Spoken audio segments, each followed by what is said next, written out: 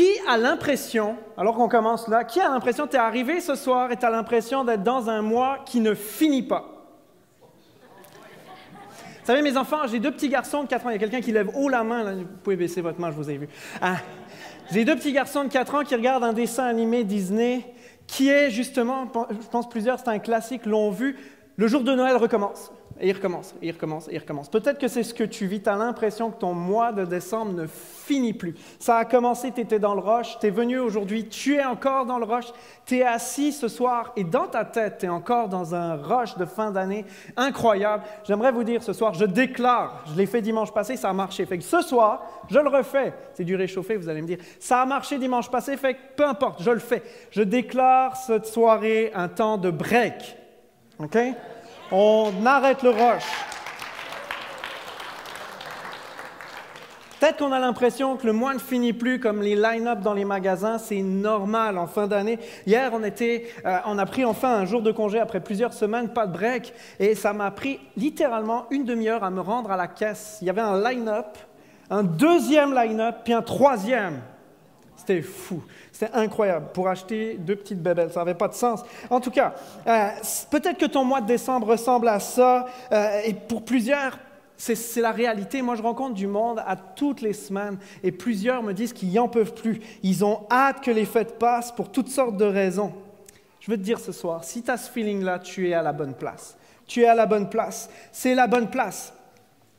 Si je vais faire un tour, moi, vous allez voir, là, avec mes 2 garçons de 4 ans, là, je suis dedans à 100%. Si je vais faire un tour dans les classes d'enfants là-bas, parce que si tu sors de la salle, tu vas entendre ça crie, là. Ça crie, c'est positif, c'est super positif.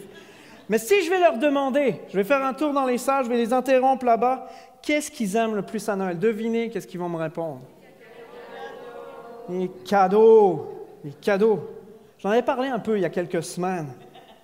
Les cadeaux prennent tellement de place. On a besoin d'un break. On va regarder un petit vidéo en commençant. J'espère qu'il passe.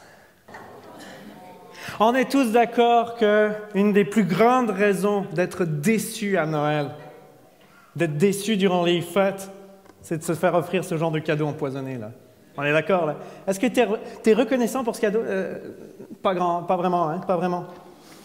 Je vais vous donner quelques idées. Peut-être que tu n'as pas encore offert un cadeau à quelqu'un autour de toi, puis tu vas y aller demain. Je vais vous donner quelques idées ce soir. Ce genre de cadeau empoisonné peut être une source de déception. Ce genre de cadeau difficile peut être une source de déception dans ton temps des fêtes. Vous savez, ce genre de cadeau, ton conjoint a pris un petit peu de ventre, mais tu ne sais pas trop comment lui dire. Tu ne sais pas trop comment lui dire. Alors à Noël, en te promenant dans les tablettes, tu as découvert le livre. 25 recettes faciles pour perdre de la masse. Et sa fête, c'est en janvier. Alors tu t'es dit, pour boucler le tour, tu vas lui faire un cadeau en 2 et tu lui offres la passe de gym. Tu veux scraper son Noël, tu veux le rendre déçu, vas-y. Ton épouse, tu veux lui offrir, ta conjointe, tu veux lui offrir un beau cadeau, là, tu veux lui offrir le cadeau. Parce qu'à partir, moi là, je me suis rendu compte que j'ai atteint un certain âge. Quand j'étais enfant, je disais que mes parents avaient vu les derniers dinosaures. Je me suis rendu moi-même compte que j'ai atteint un certain âge à partir du moment où, pour moi, les cadeaux de Noël, quand on me demande « tu veux quoi ?», ben, je réponds « un truc utile, quelque chose d'utile ». On se rend compte qu'à un moment donné, bon, ben voilà, il faut que ça serve. Alors toi, tu veux faire plaisir à ta conjointe, tu regardes à la maison, et qu'est-ce que tu as trouvé? La balayeuse. Fais pas ça. Mais tu vas te justifier, c'est la balayeuse ultime, 360 degrés, elle fait presque ça toute seule, c'est super, je l'ai payée, chat. Fais pas ça. Si tu as acheté une balayeuse à ton épouse, va la ramener demain. Va la ramener demain, parce que sinon, il faut que tu t'achètes un divan qui va aller avec. Ou tu lui offres le fameux livre « La cuisine pour les nuls ». Ou si tes grands-parents, je te donne une dernière idée, si tes grands-parents achètent le petit chien dont tes petits-enfants voulaient tellement sans parler à leurs parents. Fais pas ça. Puis si vous faites ça, si vous faites une affaire de même et que vous commencez à dire à votre famille que c'est le pasteur qui l'a dit, on va se reparler. OK. La réalité, c'est qu'un cadeau, ça peut décevoir. Un cadeau empoisonné comme celui-ci, ça peut être une source de déception. Mais il ne faut pas qu'on soit trop dur avec les autres. Est-ce qu'on vous a déjà dit ça? Moi, quand j'étais enfant, j'ai reçu un cadeau de la meilleure amie de ma mère. et j'avais déjà reçu le même jouet. Et j'ai tout de suite répondu « Ah !» Et ma mère m'a dit « C'est l'intention qui compte. » Est-ce qu'on vous a déjà dit ça? C'est l'intention qui compte. C'est l'intention qui compte. Le cadeau que tu vas recevoir reflète souvent, j'aimerais vous le dire, est-ce que c'est vrai? Reflète souvent l'intention qui était derrière celui-ci. Le cadeau que tu reçois reflète souvent l'intention qui était en tête de celui qui va te l'offrir. Tu vas le reconnaître à cause de sa valeur, tu vas le reconnaître à cause de son aspect personnel, tu vas le reconnaître à cause de la recherche qui a été faite. Ton conjoint qui a passé 3 jours dans les magasins alors qu'il déteste ça, puis finalement revient avec une balayeuse ultime, l'intention compte, n'oubliez pas ça. À cause du temps qui a été passé pour le trouver. C'est l'intention qui compte. Mais le problème là-dedans, c'est que pour plusieurs d'entre nous, c'est justement ça le problème. C'est que c'est l'intention. Tout ce que tu vis actuellement, peut-être que c'est le cas, tout ce que tu vis actuellement te donne l'impression que c'est justement ça qui est dur. Tu as l'impression que les intentions qui sont tournées vers toi, il n'y en a aucune qui est bonne. Il n'y en a aucune qui fait ton affaire dans plusieurs sphères de ta vie. Je priais pour ce message ce soir et j'ai aucune idée de comment vous êtes venus ce soir. J'ai aucune idée de comment, des circonstances qui vous entourent. J'ai aucune idée de comment tu es arrivé, dans quel état d'esprit tu es arrivé ici. Peut-être que ce soir tu vis quelque chose de difficile. Peut-être que tu traverses un deuil actuellement. Peut-être que tu as perdu ton emploi dernièrement. Peut-être qu'il y a toutes sortes de choses qui te tiennent encore, qui te tournent dans la tête, qui te trottent dans la tête. Peut-être que c'est trop d'occupation ton problème ce soir. Peut-être que tu viens avec toutes sortes de conflits et tu cherches la paix dans tout ça. Je l'ai dit tantôt, on est là à la bonne place. On est là à la bonne place. On va lire dans l'Évangile de Matthieu ce soir, pour ceux qui connaissent la Bible, dans l'Évangile de Matthieu, dans le Nouveau Testament. Matthieu, c'était un des disciples de Jésus. On rentre dans le message. Il a vécu avec Jésus, il a mangé avec Jésus, il a tout fait avec Jésus pendant à peu près 3 ans, durant toute la période du ministère de Jésus. Et Matthieu va déclarer que Jésus est bien le Fils de Dieu venu pour permettre à l'humanité d'être en paix avec Dieu, pour tout faire pour que tu puisses trouver la paix avec Dieu. Et pour prouver sa crédibilité, devinez qu'est-ce que Matthieu va faire au tout début de son évangile. Avez-vous une idée? Qu'est-ce qu'il fait pour prouver Qu'est-ce que tu fais pour prouver ta crédibilité quand tu veux te présenter à quelqu'un? Moi, là, personnellement, si je viens vers vous, là, je ne vous connais pas, je veux prouver ma crédibilité, parce que là, j'ai déjà un accent bizarre, je sais que vous l'avez remarqué, là. Je veux prouver ma crédibilité, il va falloir que je vous montre que je suis intelligent.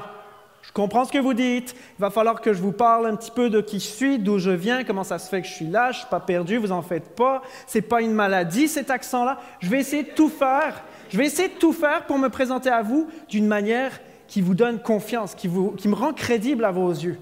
Matthieu, lui, il a jugé bon de mettre une généalogie. Si je me présente à vous aujourd'hui, j'ai besoin de me présenter devant vous avec un CV. Je me présente avec des acquis, je me présente avec des choses qui ont été accomplies, je me présente avec des choses, des accomplissements qui soient professionnels ou personnels, je vais me présenter à vous. Mais du temps de Jésus, dans le Moyen-Orient, c'est aligné. C'est les prédécesseurs qui sont en arrière de toi. C'est les personnes de rang important qui sont dans ta lignée qui vont te donner une crédibilité. En général, dans une généalogie, on ne mettait pas de femmes, on ne mettait pas d'enfants et surtout, on évitait les histoires qui créent des vagues. On ne mettait pas trop de criminels. Généralement, ça ne se faisait pas. Tu t'arrangeais pour réécrire un petit peu l'histoire. Tu ne les mettais juste pas. Un petit peu, je ne sais pas vous, là. Un petit peu comme ce cousin éloigné, là, tu sais, qui va créer une chicane à Noël, là. C'est pas que tu l'invites pas, mais tu vas attendre la dernière seconde pour l'inviter, en espérant qu'il ait déjà quelque chose d'organisé. Je sais pas, vous faites ça, vous? Non? Non, d'accord. C'est bien, vous êtes tous des gens bien. J'ai pas de cousin éloigné au Québec, c'est parfait, ça règle mon problème. Ceci étant dit, en général, tu réécris légèrement l'histoire parce que tu ne veux pas qu'il y ait des personnes gênantes dans ta lignée. Tu veux te rendre crédible. Et Matthieu, on va lire Matthieu 1, les versets 1 à 6. Qu'est-ce que Matthieu fait? Une généalogie. Voici la généalogie de Jésus-Christ, fils de David, fils d'Abraham. Abraham eut pour fils Isaac. Isaac eut Jacob. Jacob eut Judas et ses frères. Judas eut Péretz et Zérak. De Tamar. Tamar, c'était une femme non juive, dans une période, une femme qui n'était pas israélite, dans une période où on ne se mélangeait pas avec les peuples étrangers. On ne se mélangeait pas du tout avec les peuples de l'extérieur. Et elle a usé de tromperie pour coucher avec son beau-père. Et elle a eu des enfants avec. Wesh! Péretz eut Esrom. Esrom eut Aram. Aram eut pour fils Aminadab. Aminadab eut Nachon. Nachon eut Salmon. Salmon eut Boaz de Rahab. Rahab, c'était une prostituée qui a trahi les siens pour sauver sa peau. Wesh! Boaz eut Obed de Ruth. Ruth, c'était une jeune fille moabite. C'était un peuple ennemi d'Israël. L'ennemi juré à peu près de ce temps-là. C'était un peuple ennemi d'Israël.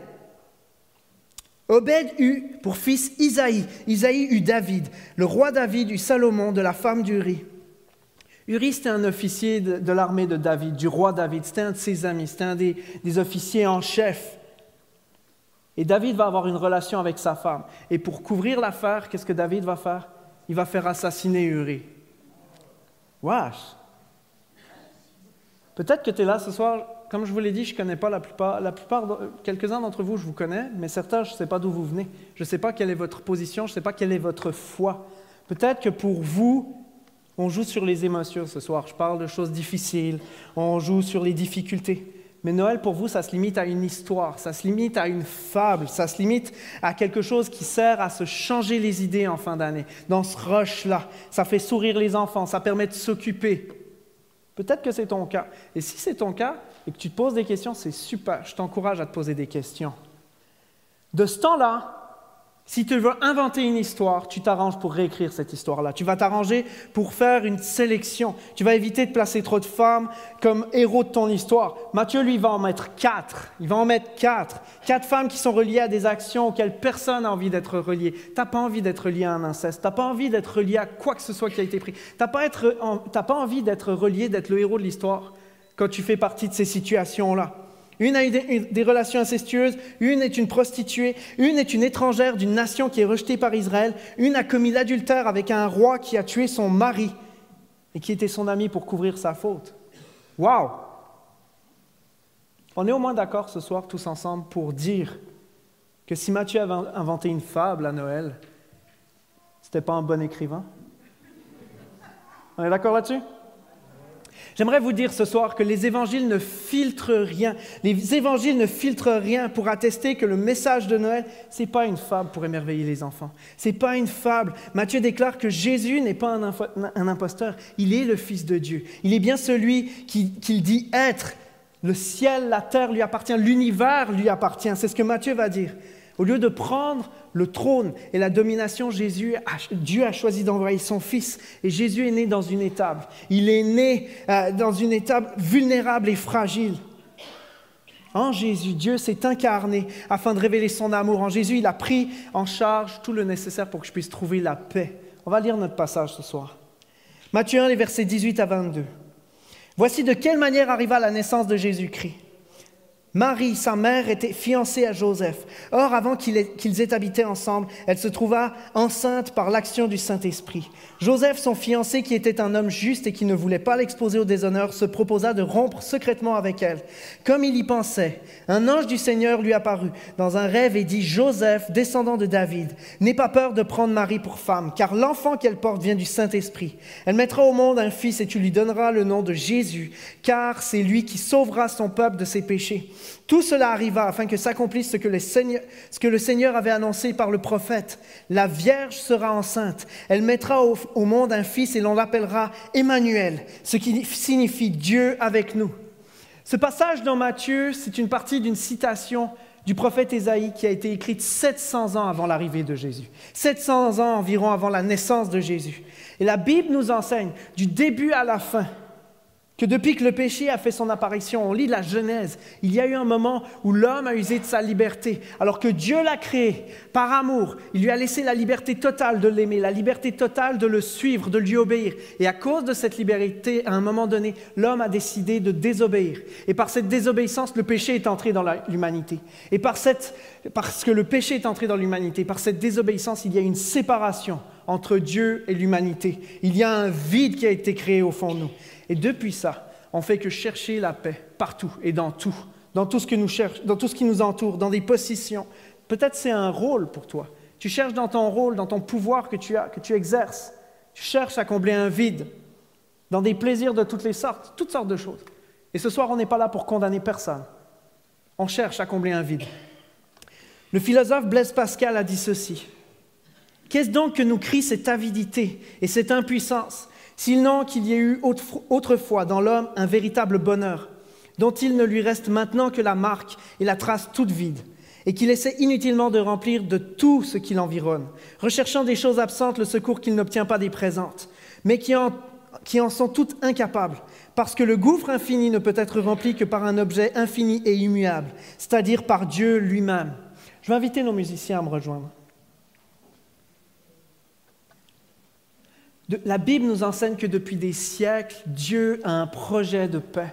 Dieu a un projet de paix qu'il annonce, qu'il proclame, qu'il annonçait inlassablement par amour. Dieu mettrait en place un jour, il allait mettre en place un jour un plan, il allait mettre en place un jour toutes sortes de choses pour que nous puissions être en paix avec lui, pour que ce vide au fond de moi puisse être comblé. Il allait mettre en place son plan, il allait faire quelque chose pour que tu puisses être en paix avec lui. Il allait envoyer un Messie, il allait envoyer un Sauveur qui allait tout accomplir pour que je puisse être en paix avec lui. Et à la naissance de Jésus, et c'est ça la raison pourquoi on célèbre ce soir. À la naissance de Jésus, ce projet est arrivé à son aboutissement. Ce n'est pas une fable. Ce soir, on ne parle pas d'une histoire au même titre que le Père Noël ou toutes sortes d'histoires. Ce n'est pas une fable. Ce n'est pas une coïncidence non plus tout ça. Si vous saviez le nombre de prophéties que Jésus a accomplies à travers la parole, des centaines de prophéties qui ont été annoncées des siècles parfois avant son arrivée. Ça ne peut pas être une coïncidence. C'est concret pour nous ce soir. J'aimerais vous dire ce soir, si le cadeau que je reçois révèle l'intention de celui qui me l'a offert envers moi, c'est le temps de considérer Noël autrement que comme une suite de parties, une suite de dépenses en nourriture, une suite de courses aux cadeaux. Peut-être que personne t'a démontré des intentions positives depuis des mois, peut-être. Peut-être que c'est ton cas. Vous savez, j'étais déchiré la semaine passée quand on était à une funéraille. On parlait à quelqu'un à la fin de cette funéraille qui pleurait. Au moment où on l'a invité ce soir ici, en disant qu'il n'y a personne qui l'aime dans sa famille. Ses enfants la rejettent, ses enfants la repoussent, ses enfants l'appellent seulement quand ils ont besoin d'argent ou pour lui dire « Viens à Noël, mais viens avec des cadeaux ». Un déchirement. Peut-être que c'est ton cas ce soir. Peut-être que ta famille est complètement brisée. Peut-être que tu vis depuis des années avec un poids sur tes épaules, un poids sur ton cœur, parce que tu aimerais que ça se réunisse dans ta famille, puis ça ne marche pas. Ça ne marche pas. Peut-être que personne n'a de bonnes intentions envers toi, mais j'aimerais te dire ce soir, qui que tu sois ici, Dieu a de bonnes intentions pour toi. Ses intentions sont bonnes envers toi. Ses intentions ont toujours été bonnes envers toi. Et le message de Noël de la Bible nous enseigne que Dieu est venu prouver son amour pour toi de la manière la plus coûteuse. La manière qui lui a coûté le plus cher. Ce soir, on célèbre Noël à cause de ce que cela représente pour nous. Jean 3, les versets 16 et 17 nous disent ceci. « En effet, Dieu a tant aimé le monde qu'il a donné son Fils unique afin que quiconque croit en lui ne périsse pas, mais ait la vie éternelle. Dieu, en effet, n'a pas envoyé son Fils dans le monde pour juger le monde, mais pour que le monde soit sauvé par lui. » C'est ça la raison pourquoi on célèbre ce soir. Je m'excuse, c'est pas pour vous qu'on offre un concert aussi cool. C'est pour lui. C'est pas pour vous, c'est pour lui.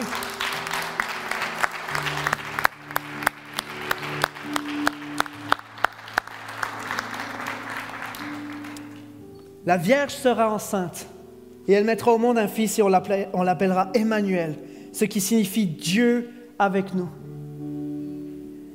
Tu as besoin d'entendre ça ce soir. Tu as besoin d'entendre ça. Tu es venu pour ça. Il sera appelé Emmanuel. Emmanuel, ça veut dire qu'au milieu des conflits dans lesquels tu es actuellement, Dieu est là. Il n'a pas quitté. Il n'a pas quitté quand le ton a monté dans ta maison. Il est resté là.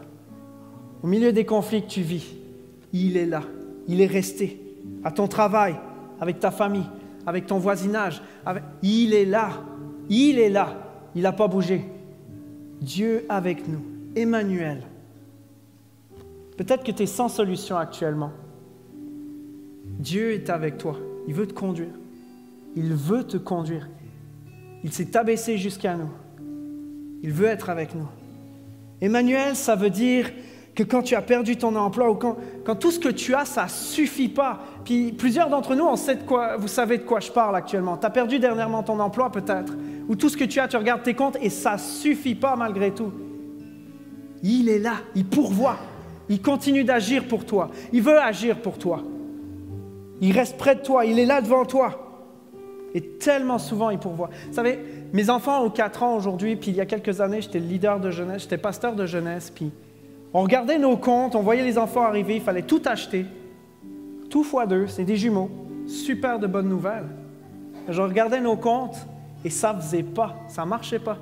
Regarde, un pack de couches newborn, c'est 20 pièces. Ça nous coûtait 20 pièces par jour. Impossible. J'étais incapable de payer ça.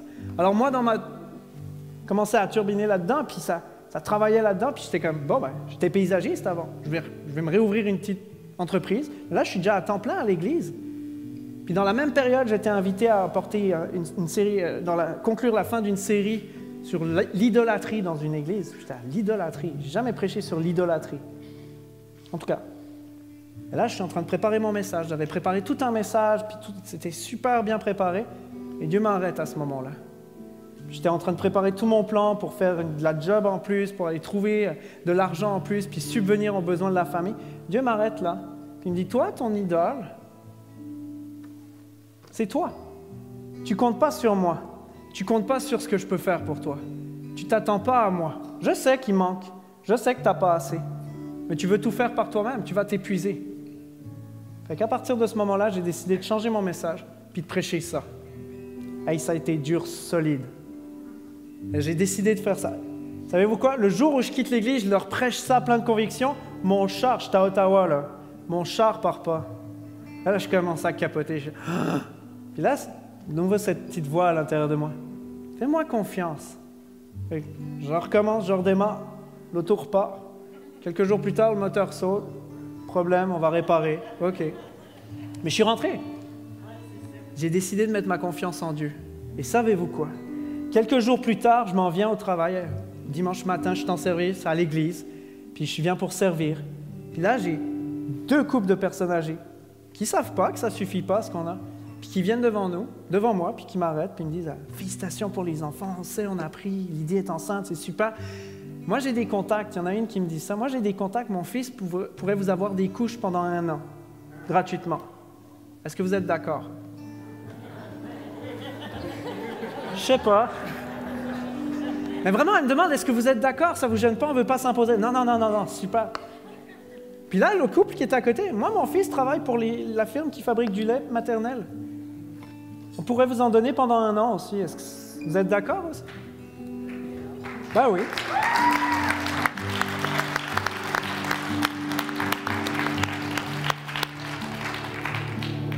Quand tout ce que tu as ne suffit pas, Dieu est là et il veut pourvoir. Il veut pourvoir. Et je suis certain que plusieurs ce soir pourraient témoigner que c'est déjà arrivé dans votre vie. Juste levez la main si c'est le cas.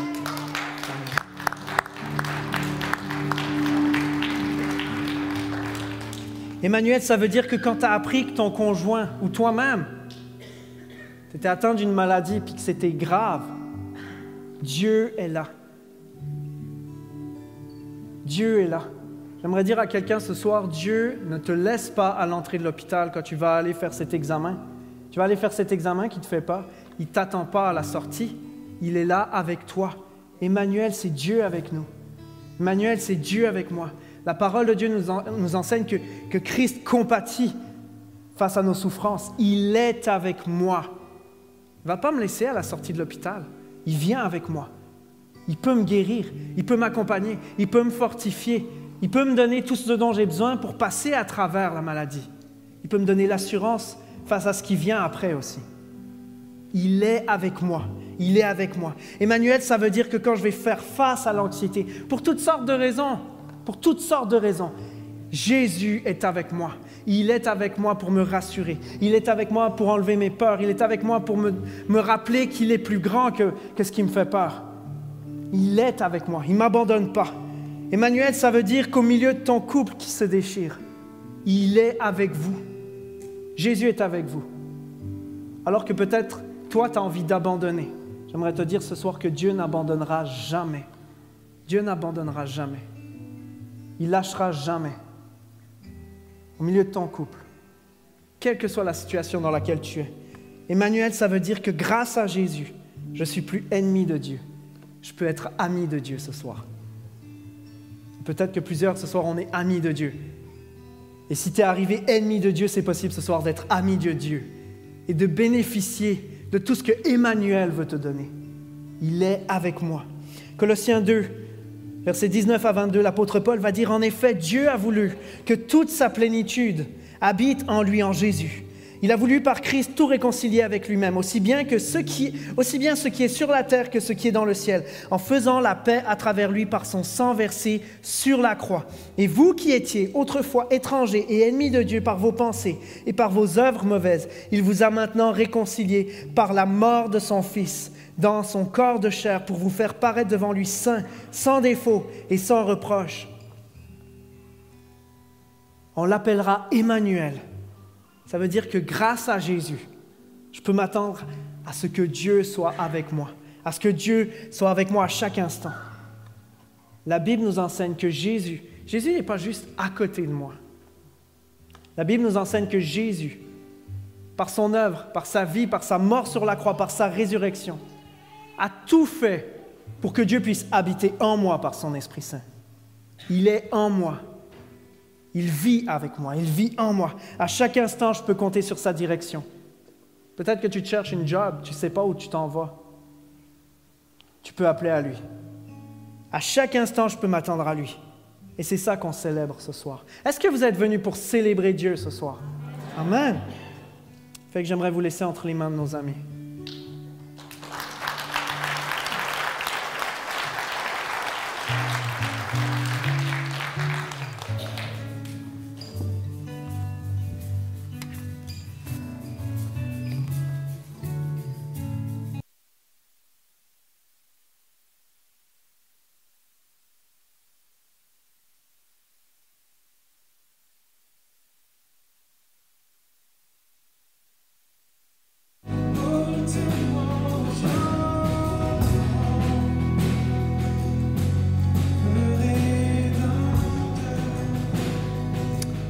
Emmanuel, c'est Dieu qui est venu vers moi alors qu'il savait lui-même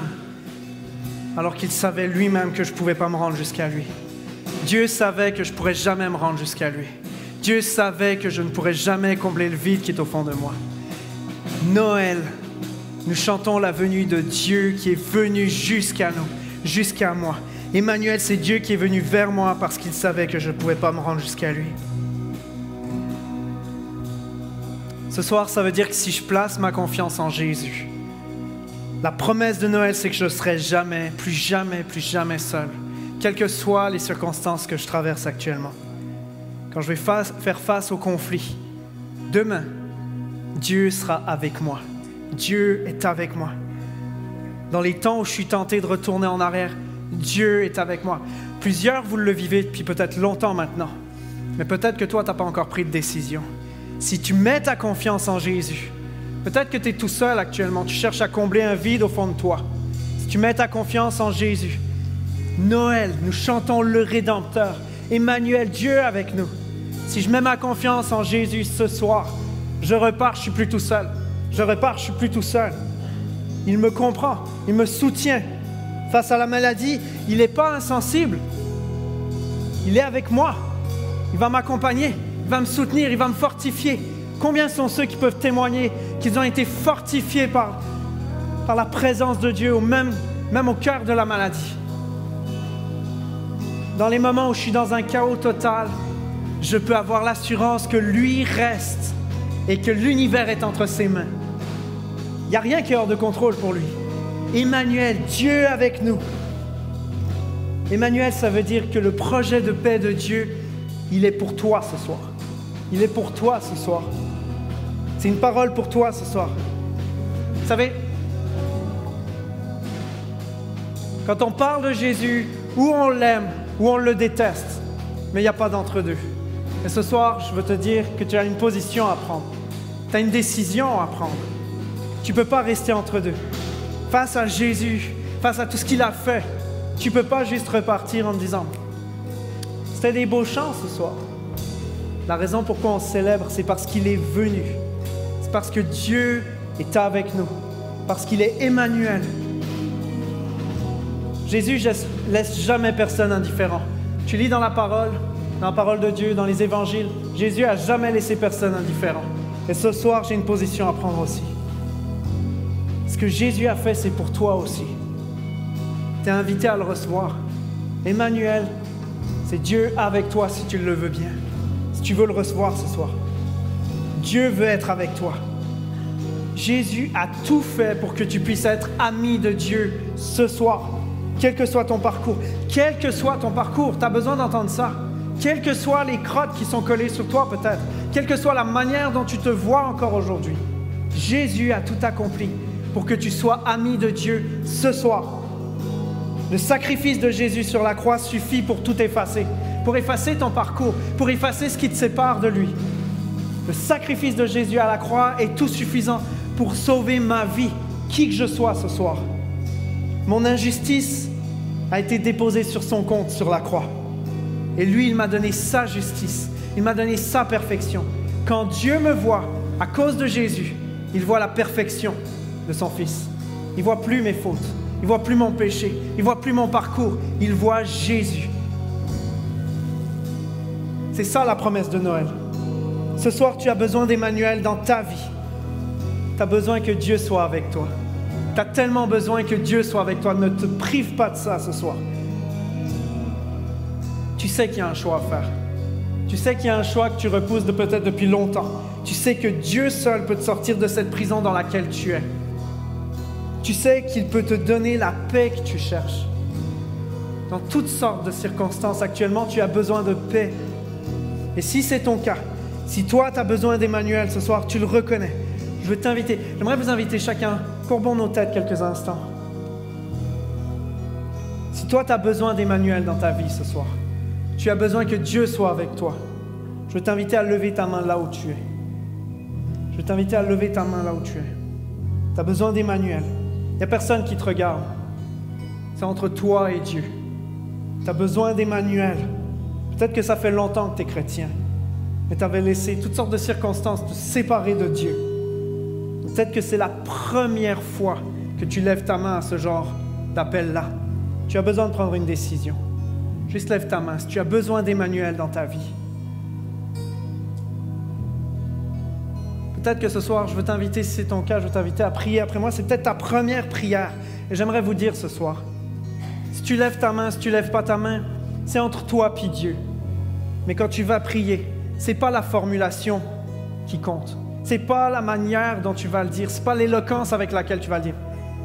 C'est ton cœur. C'est le sérieux avec lequel tu prononces ces mots.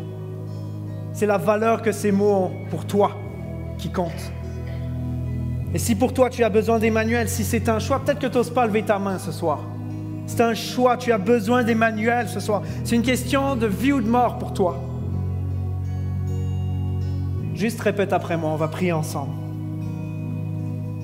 Jésus, je reconnais que j'ai besoin que tu sauves ma vie. Je le reconnais. J'ai tellement besoin que tu sauves ma vie. Je crois que tu as tout fait pour que mes péchés soient pardonnés. Je crois que tu as tout fait pour que mes péchés soient pardonnés. Pour que je puisse être ami de Dieu. Jésus, je te prie ce soir, viens dans ma vie. Sois le bienvenu. Sois Emmanuel pour moi. Jésus, je choisis de renoncer à ce qui m'éloignait de toi ce soir. Et je prie que tu puisses me conduire sur un nouveau chemin, sur ton chemin. Amen. Amen. Seigneur, je te prie pour chaque personne qui prend une décision ce soir, qu'elle ose lever sa main ou non. Je prie que tu puisses lui donner cette conviction qu'elle est amie de Dieu. Seigneur, que tu es entré dans sa vie. Seigneur, ta parole déclare que ton sacrifice est tout suffisant pour effacer nos péchés, pour effacer nos fautes, pour nous purifier, Seigneur, complètement, et pour nous donner la possibilité d'un nouveau départ. Seigneur, je prie que tu puisses mettre une conviction dans le cœur de plusieurs ce soir. qu'ils soient convaincus qu'ils vont ressortir non pas de la même manière qu'ils sont entrés, mais d'une manière toute nouvelle, avec un nouveau départ, avec toi, Seigneur. Emmanuel, Dieu avec nous. Je prie qu'ils puissent avoir cette conviction que tu es avec eux, que tu es avec lui, que tu es avec elle. Seigneur, je prie qu'il y ait des barrières qui tombent ce soir. Seigneur, je prie en ton nom que tu puisses libérer, Seigneur, plusieurs qui sont captifs, qui vivent avec des addictions depuis des décennies maintenant, qu'il y ait une libération ce soir. Seigneur, je prie que tu puisses accompagner ceux et celles qui ont tellement besoin que tu les accompagnes dans la maladie, dans des conflits, dans des circonstances difficiles actuellement, dans des couples qui sont brisés. Je prie, Seigneur, que tu puisses opérer des miracles. Je prie que tu puisses opérer des changements radicaux, Seigneur. Seigneur Jésus, nous prions que tu puisses nous permettre de voir combien tu es encore puissant, combien tu es encore à l'écoute de nos prières, Seigneur, combien tu es encore présent au milieu de nous. Seigneur, ta parole n'est pas un vieux livre désuet. Seigneur, nous vivons ta parole aujourd'hui. Et Seigneur, je prie que tu puisses permettre à plusieurs qui prennent une décision d'en être convaincus en sortant de ce lieu. Dans le nom de Jésus, je te prie. Amen. Et amen. Et tous ceux qui ont pris une décision disent amen avec moi ce soir.